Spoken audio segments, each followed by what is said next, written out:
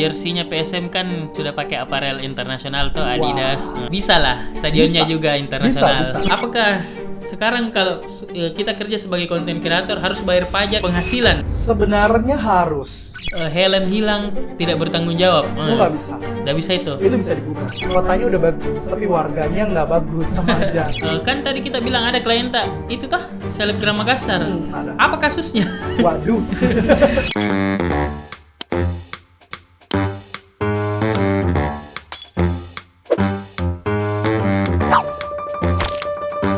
Wih, Kak Kelvin. Yes, kenapa? Apa kabar? Apa kabar? Baik. Terakhir itu kita kita maksudnya kenalan di mana di Earth Hour. Earth Hour. Earth Hour Makassar. Makassar. Dan sekarang kita jadi Apa? Ini banyak. apanya? Tower dulu. Oh, Tower, saya jadi korkor. Koordinator kotanya Tower deh. Jadi kemarin itu kita yang laksanakan Switch off. Oh iya, switch off. 2025. Sekarang berkarir sebagai apa? Sebagai pengacara, Apalagi? pebisnis mungkin Pebisnis. ya. Dan lagi sekolah S2 Di mana? Di Unhas. di Unhas. Mau kah ini tanya-tanya tentang hukum? Mau kah konsultasi hukum ini? Boleh. Kemarin kan itu banyak tentang no viral no justice. Oke. Kira-kira bagaimana caranya biar diproses hukum tapi tidak viral? Pengalamanku ya. Iya. Jadi ada banyak juga yang saya tidak viralkan. Masa sebagian besar deh itu saya nggak viralkan gitu. Dan tetap dikerjakan perkaranya oleh aparat penegak hukum, misalnya polisi gitu, pengadilan, karena berstrategi. Jadi memang profesi pengacara itu perannya adalah kalau dalam perkara pidana itu mendampingi pelaku misalnya, sehingga kita misalnya bisa mengikuti proses itu dengan strategi. Kemudian juga kalau korban ini lebih-lebih nih, misalnya kalau korban misalnya kita dampingi untuk buat laporan, bagaimana kita desak misalnya aparat penegak hukum supaya laporannya ditindaklanjuti. Betul. Itu kita pakai strategi misalnya dengan kita bermohon surat, kemudian mungkin ada sedikit ancaman lah, misalnya kita bakal lapor. Wih, diancam juga? Iya, lapor misalnya ke Propam kalau polisinya, bisa. polisinya penyidiknya misalnya itu tidak bekerja profesional sesuai dengan ketentuan. Seperti itu sih, berstrategi, dan strategi itu akan beda. Bisa saja perkaranya sama, misalnya sama-sama tentang asusila, strategi penyelesaian juga berbeda. Jadi tidak selamanya juga harus viral Nggak harus selalu viral, cuman itu adalah cara termudah, walaupun tetap ada risikonya. Jadi kalau viral itu kemudian membuat tercemar nama orang lain misalnya, atau akhirnya ada penghinaan, ada konten bermuatan asusila yang tersebar, itu bisa jadi bumerang. Karena sebenarnya juga kalau biasa kan kasus hukum ada beberapa yang aib yang tidak boleh memang dicerita toh. Saya ada beberapa kasus yang kemarin konsultasinya itu pertimbangan untuk tidak memviralkan itu, padahal sebenarnya kalau diviralkan itu bisa dia bisa mendapatkan keadilan yang lebih besar, lebih bagus gitu buat dia, tapi nggak mau karena dia merasa itu aib rumah tangga misalnya, aib keluarga yang meskipun sebenarnya sekarang banyak yang pikir aib semua viralkan. Karena ada mindset yang berkembang bahwa aib itu kayak jadi konsumsi publik, tapi itu tidak sepenuhnya bagus. Di beberapa hal kita tidak bisa bilang itu aib lagi karena itu sudah menjadi sesuatu yang menyentuh rasa keadilan masyarakat gitu. Misalnya kayak ada beberapa kasus, misalnya kayak ada anak yang di mana ya itu, yang dia diperkosa terus dibunuh gitu. Oh iya. Iya, penjual gorengan sekarang itu itu kuburannya kayaknya jadi kuburan suci enggak gitu-gitu. Itu karena menarik atensi publik. Akhirnya kita merasa kayak dia harus dapat keadilan misalnya. Itu oke. Tapi beberapa kasus yang sangat privat yang sebenarnya berkaitan dengan kerugian masing-masing orang, ketika diviralkan kayak perselingkuhan gitu. Iya. Iya kan, banyak kan perselingkuhan diviralkan. Sebenarnya nggak apa-apa, itu hak dia. Tapi ketika memviralkan itu, mereka harus paham ada dampak untuk satu anak-anak. Kalau misalnya mereka sudah punya anak, mentalnya anaknya nanti kalau kasihan, udah besar gitu. tuh Jadi, juga. sebenarnya bisa tetap diperjuangkan. Ada beberapa konsultasi masuk, misalnya kasus perzinahan gitu, tanpa perlu diviralkan. Ketika kita selesaikan, misalnya memang mau dipidanakan ya dipidanakan aja. Tapi nggak perlu sampai membuat masalah besar yang akhirnya merugikan lebih banyak orang. Terus menurut kan ini mau 17 Agustus toh? Ya. Saya mau mengibarkan bendera One Piece. Kira-kira di penjara kah itu? Enggak sih harusnya ya. Jadi karena bendera One Piece ini kan bukan bendera yang dilarang dikibarkan, kecuali misalnya bendera PKI misalnya yang mungkin bisa kena masalah. Tapi kalau bendera One Piece, apalagi memang persepsi yang berkembang di masyarakat, bendera One Piece ini bentuk kritik sosial. Jadi karena tidak ada larangan yang jelas tentang itu, kemudian selama pemasangan bendera One Piece ini tidak melanggar ketentuan undang-undang ketika disandingkan dengan bendera merah putih ya, bendera negara. Jadi pemasangannya harus jelas, misalnya bendera negara, nah dalam hal ini merah putih itu harus berada di sebelah kanan, tidak boleh satu tiang. Kemudian tidak boleh lebih tinggi dari bendera merah putih, kayak gitu-gitu aja sih sebenarnya. Kukira ada kayak di penjara kayak begitu, karena orang semua tegang sekali, kayak yang ada mengaku anggota, ada kayak keamanan begitu yang larang tuh. Itu banyak sih sebenarnya alasannya. Bisa aja gimmick juga, kemudian bisa juga emosi-emosi yang mungkin tidak berkaitan langsung dengan si bendera One Piece, cuman orang sebel aja misalnya. Banyak hal, banyak banyak alasan lah gitu. Mungkin mau aja dibilang jiwa nasionalismenya tinggi tuh yang orang larang tuh. Padahal kan ini tidak ada sangkut pautnya dengan nasionalisme. Betul. Cuma ini kan anime. Malah jauh lebih bagus kalau kritik sosialnya disimbolisasi seperti dulu bahas Konoha misalnya. Kok Indonesia, kondisi Indonesia ini pemimpinnya mirip nih sama pemimpin-pemimpin dalam serial animasi Naruto misalnya. Nah itu kan contoh ya, tapi itu kritik sosial yang sifatnya jauh menurut saya lebih baik dibandingkan misalnya maki-maki gitu, menghujat, edit foto pemerintah, edit foto presiden misalnya. Menurut saya itu jauh lebih etis ketika kita mengkritik tapi menyimbolisasi atau satir misalnya. Itu jauh lebih bagus dibandingkan kita secara vulgar menghina dan merendahkan martabat seseorang. Bisa kena kasus juga nih. Ya itu juga bisa jadi tindak pidana. Kan kita ini orang Makassar berdua tuh. Mau bahas kita tentang stadion ini. Stadion. Kenapa stadion? Kemarin ada videonya Pak Wali itu bilang ini stadion tak bertaraf internasional. Dan semoga bisa undang kayak artis-artis internasional kayak Taylor Swift atau kayak di Jakarta ya. Kayak GBK lah gitu.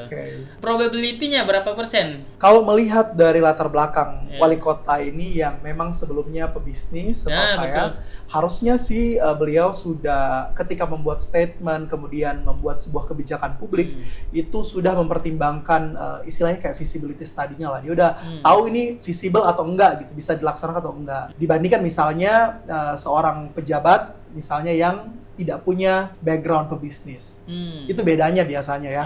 Kalau pebisnis kayak Pak JK misalnya, beberapa project yang dia lakukan ketika dia jadi wakil presiden itu karena mungkin dia merasa visible gitu. Seperti laksananya ketika dia jadi pebisnis, itu ketika bikin bisnis itu dia pasti akan menilai visibility-nya. Kayak gitu sih. Kalau saya memungkinkan sekali, masih ini baru awal dan beliau sudah mengungkapkan semoga itu bukan jadi janji aja, tapi juga bisa diwujudkan dengan kolaborasi tentunya.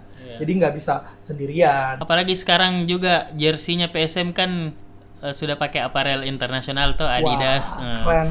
Jadi mungkin bisa lah stadionnya juga internasional. Bisa. Kalau saya sih menurut saya bisa.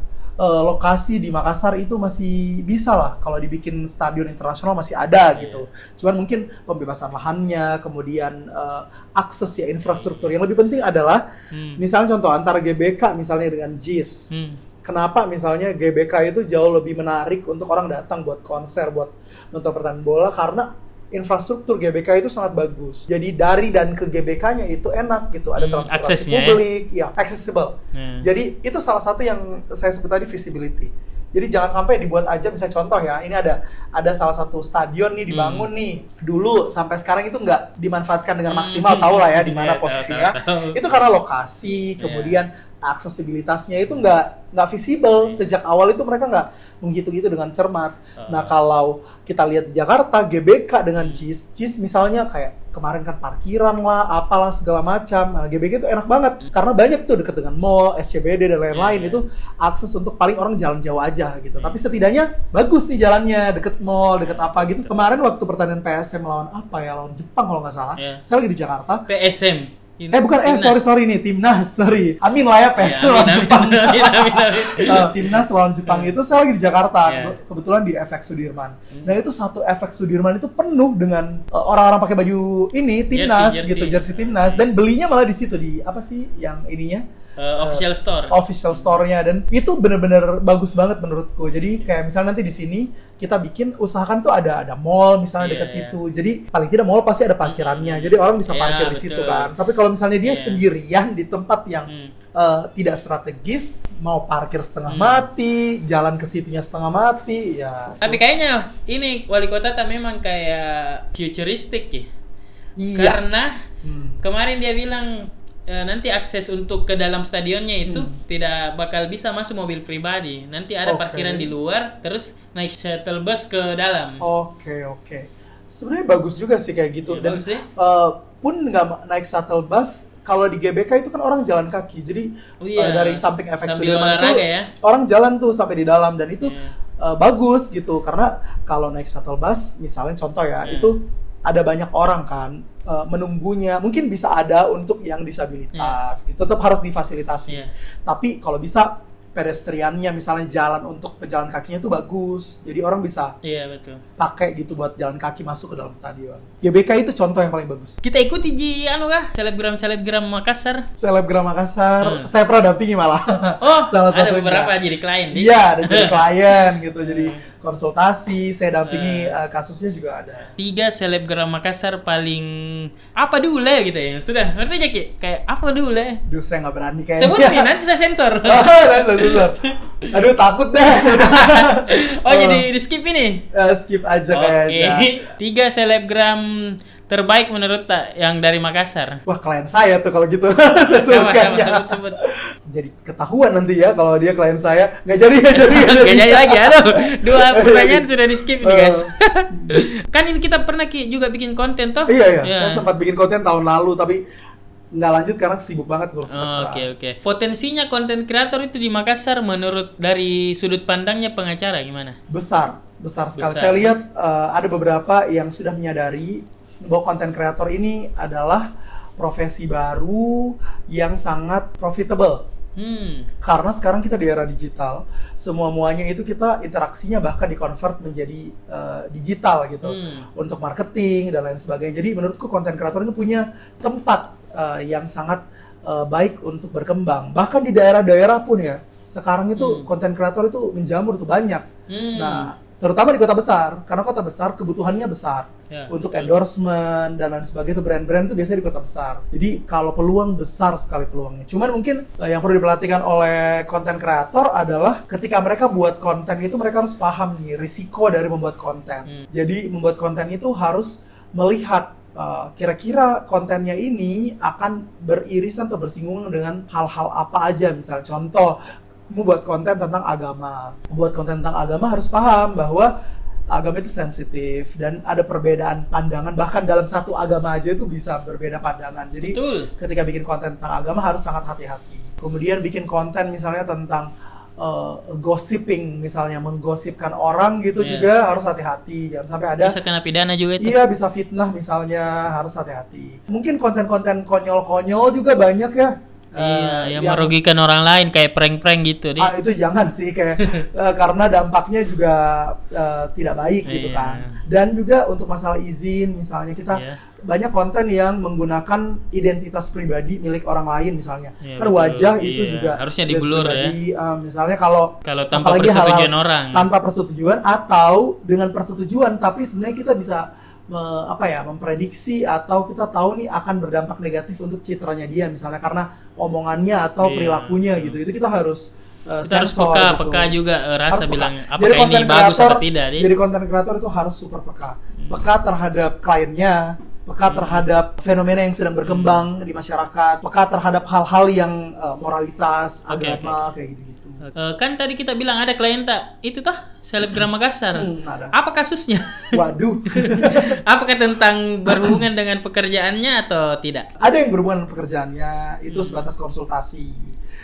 Dia disuruh take down video, kayak gitu. Kan. Kalau masalah itu pajaknya, kan konten kreator terkenal dengan banyak uangnya toh. Apakah sekarang kalau kita kerja sebagai konten kreator harus bayar pajak penghasilan? Sebenarnya harus. Kalau kita melihatnya dari perspektif undang-undang ya. Tapi apakah sudah ada yang bayar pajak penghasilan yang influencer? Setahu saya ada. Ada ya? Makassar. Ada, dan Anda kenal kayaknya. Harusnya beliau bayar ya, Ya. pasti. Saya tahu. Bukan, lah. maksudnya yang di Makassar saja. Gitu. Apa namanya?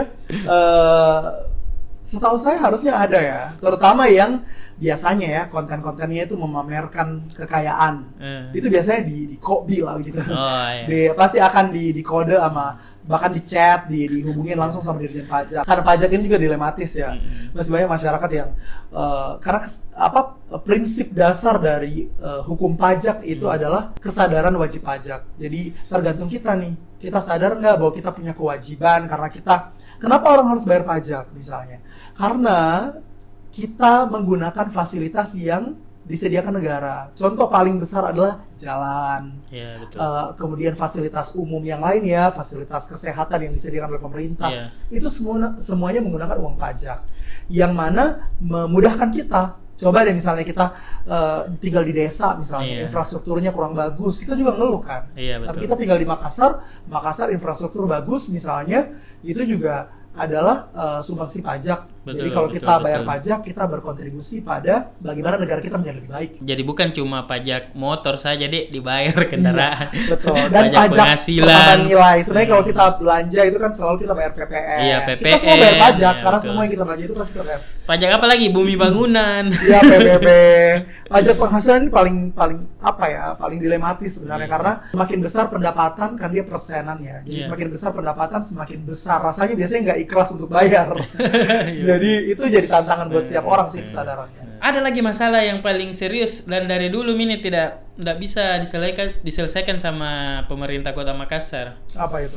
Pasti ditahu aja dan pasti juga kesal aja. Kita sebut sama-sama. 1, 2, 3. Parkir.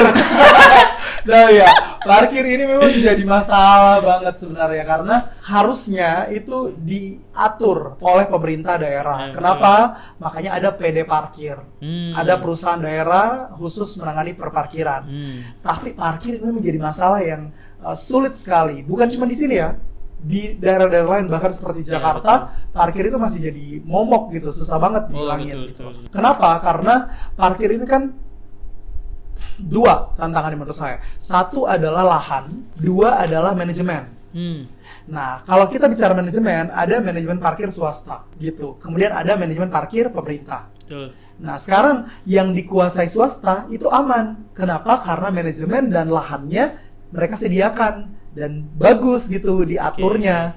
Sedangkan lahan parkir publik yang untuk digunakan publik bukan swasta gitu, misalnya yang kelola, pemerintah yang kelola, itu kurang bagus, biasanya nggak cukup lah misalnya di pinggir jalan misalnya. Contoh di Somba Opu. Somba Opu itu kan ada parkir Iya. apa namanya mandirinya yang elektronik Iya, itu kan. betul. Tapi nggak digunakan. Iya, karena Karena di situ emang susah parkiran. iya, betul. Harus memang diarahkan sebenarnya kalau yang di Sumbawa sama orang. Iya gitu dan itu harus manajemennya. Iya, Manajemen betul. PD parkir ini mungkin perlu dibenahi. Nanti itu salah satu PR-nya Pak Wali sih sebenarnya. Iya, betul. Untuk membenahi PD parkir sehingga tukang-tukang parkir ini semua nanti bisa difasilitasi lah gitu. Iya, daripada jadi parkir liar toh, nggak ada karcisnya. Betul. Jadi kayak contoh misalnya depan gerai-gerai apa namanya Indomaret. Indomaret, Alfamart itu kan kita harusnya gratis ya. Betul. Tapi ada bupati apa pokoknya kepala daerah lah yang mewajibkan untuk mereka menyediakan manajemen parkir, harus menyediakan orang yang ngurusin parkirnya. Jadi tukang parkir itu harus ada gitu, dan pakai bukan lagi rompi ini tapi rompi dari si apa namanya si minimarket itu. Oh Gitu. iya, Itu jadi ada, resmi dari setahu saya minimarketnya kepala di. daerah. Bisa juga kayak gitu sih Iya, sebenarnya. bagus sih kalau begitu. Jadi kayak setiap minimarket itu memang gratis. Tapi kalau nggak ada tukang parkir, nanti ada tukang parkir liar yang datang Iya, gitu. betul. Minimarket mungkin jadi apa ya, punya pengeluaran tambahan untuk membayar tukang parkir. Kenapa? Karena parkir itu menurut putusan Mahkamah Agung itu adalah jasa penitipan barang. Iya. Jadi bukan jasa penyewaan lahan. Nah, itu Ya. mau aku tanya. Ah. Kenapa Pak yang biasa kalau di parkiran resmi bahkan ada kalau misal helm hilang tidak bertanggung jawab? Itu nggak bisa. Nggak bisa itu. Itu bisa digugat. Oke. Jadi pengelola parkir jasanya adalah penitipan barang. Itu yang harus teman-teman pahami. Karena jasanya penitipan barang, maka ketika ada kehilangan barang, sedangkan itu adalah jasa yang dibayar, maka dia harus mengganti rugi, gitu, harus bertanggung Betul, jawab. betul.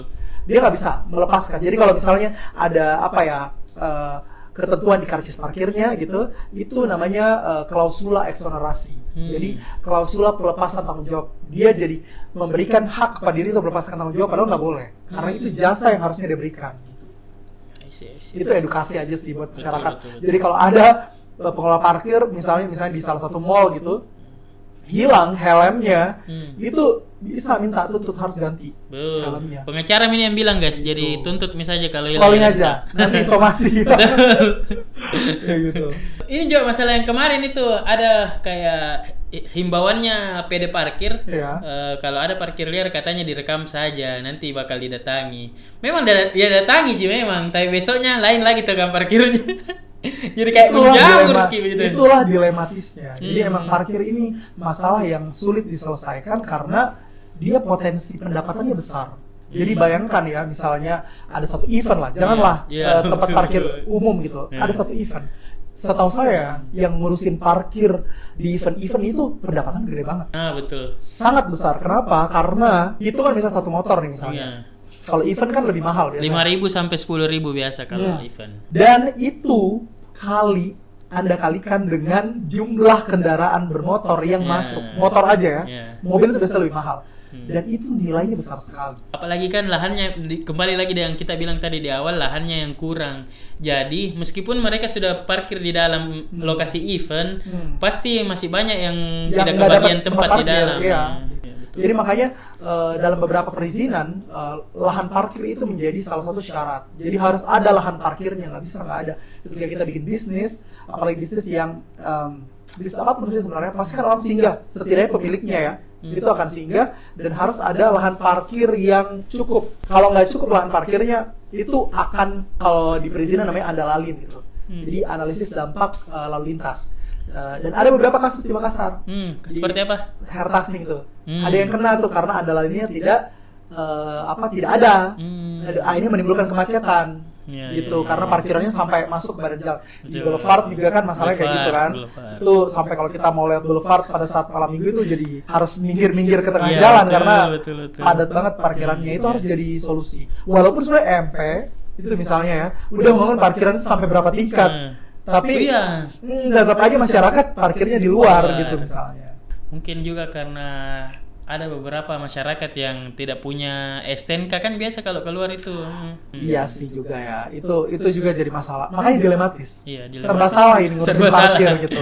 Karena parkir ini dia ngikut sama bisnis-bisnis lain gitu. Last question. Oke. 3 harapan tak kedepannya untuk Kota Makassar sebagai orang Makassar ini yang mencari nafkah juga di Makassar toh apa kira-kira? Harapannya 1 atau 3? Yang pertama. Yang pertama adalah manajemen tata kotanya. Jadi Makassar ini itu harus punya identitas menurut saya. Harus dibuat sedemikian rupa sehingga orang tuh tahu ini Makassar, bukan tempat lain. Yang saya tahu nih dari tata kota yang dikenal sama kita ini, Makassar ini kota 1000 ruko. Karena pinggir jalan semua ruko. Betul. Itu nggak ada identitasnya gitu loh. Kalau kita ke Jakarta misalnya, ada kota tua, itu bangunan bersejarah. Ada daerah begini, itu tata kotanya. Menurut saya salah satu tugas berat Pak Wali Kota karena itu harus merelokasi, mengatur, dan itu agak banyak kepentingan yang akan bergesekan. Jadi mengatur kota yang sudah semrawut kembali menjadi teratur itu susah sekali. Lorong-lorong kecil. Bangun IKN. Bangun IKN itu baru dibabat, dibikin kota itu lebih enak. Tapi kota yang udah semrawut itu susah. Menurut saya itu satu harapan. Tata kota yang indah itu kayak kalau saya ke Singapura misalnya, itu enak banget. Atau contoh lah, ini kita lagi di CPI nih. CPI. Kenapa saya berkantor di CPI? Karena enak banget gitu. Perasaannya ketika masuk di jembatan CPI itu, kita kayak masuk ke tempat yang baru. Kenapa? Trotoar untuk pejalan kaki, bukan penjual. Trotoarnya bersih, bagus, kualitasnya. Kemudian kita mau kemana itu tata kotanya jelas. Kita belok kiri, belok kanan dengan rambu-rambunya semua itu bagus banget, dan itu perlu diperhatikan oleh pemerintah. Itu satu. Kemudian yang kedua, menurut saya edukasi berkelanjutan. Jadi kalau kotanya udah bagus, kata Anies Baswedan ya, kotanya udah bagus, tapi warganya nggak bagus sama aja. Jadi warganya harus diedukasi. Pemerintah punya tanggung jawab untuk melakukan edukasi berkelanjutan dalam semua aspek kesehatan, aspek pendidikan, aspek hukum, itu semua pemerintah harus ambil peran tuh untuk mengedukasi. Edukasi ini harus terus dilakukan gitu. Nggak bisa, karena kan setiap hari ada orang yang lahir. Jadi harus edukasi terus, terutama ke pelajar. Karena mereka nanti akan menjadi dewasa dan akhirnya nanti menjadi pebisnis, menjadi orang-orang profesional gitu. Jadi harusnya edukasi ini dimulai dari instansi pendidikan. Jangan sampai anak-anak mudanya Makassar jadi IQ 78 juga tuh seperti yang kebanyakan. Karena kita kota 1 dari 5 kota besar di Indonesia, harusnya Makassar ini warganya tingkat pendidikannya itu harus lebih bagus gitu dibandingkan daerah-daerah lain di Sulawesi Selatan. Kemudian yang terakhir, yang ketiga adalah kota yang maju. Selain tata kota yang bagus, warganya bagus, itu harus bisa menemukan potensinya gitu. Potensi ini dalam banyak hal, misalnya potensi kota ini apa sih sebenarnya untuk berkembang dan dilirik oleh investor. Karena kota yang berkembang ya, kalau kota gitu itu harus bisa menarik investor masuk. Betul. Investor yang kita mau tarik ini juga kita ukur dari visinya, kemudian besarnya investasi yang bisa di value apa yang bisa nabawakan untuk kota. Nah, kota kita harus menawarkan sesuatu ke mereka, ke investor. Nah, setiap kota harus menemukan kira-kira apa nih yang bisa diberdayakan sekarang, misalnya wisata yang ada di Makassar. Apalagi kita potensi kota tak bagus sekali, Dik. Terutama kuliner. Itu disadari oleh wali kota sebelumnya. Makanya di kota makan enak. Iya, betul. Itu upaya untuk menemukan nilai jual atau daya tawar kota kita kepada investor. Kita udah punya tata kota bagus, kita udah punya warga yang bagus, tapi kalau kota kita nggak bisa dijual ke investor dalam artian supaya mereka menanamkan saham, ikut mengembangkan supaya roda ekonominya berputar lebih kencang, warganya lebih sejahtera, itu nggak bisa juga gitu. Jadi kalau kota makan enak ini misalnya mau dilanjutkan ya dengan wali yang baru, harus menemukan nih bagaimana cara memarketingkan makanan kita, mengemasnya, membuatnya jadi sesuatu yang Gen Z, karena Gen Z sekarang yang jadi pasarnya gitu. Mungkin nanti di MCN harus lebih banyak makanan-makanan tradisional gitu. Mungkin nggak harus lebih banyak, tapi setidaknya ada section. Ya, ada sectionnya, boleh. Dan section ini benar-benar dipromosikan. Betul. Gitu. Dengan cara tertentu yang menarik minat orang, kayak ini saya belum pernah nih kue coba kue ini gitu. Sehingga itu tuh menarik perhatian. Gen Z kan suka kayak gitu setahu saya ya. Mereka ini pasarnya sekarang. Di 2030 bonus demografi kita itu akan diisi oleh Gen Z kebanyakan, usia produktif. Betul. Luar biasa sekali, Kak Kelvin. Kita harus sering-sering mengadakan ini. Harus. Kalau ada isu baru lagi, hantam lagi. Ya, betul. Thank you Kak Kelvin. Oke deh, siap.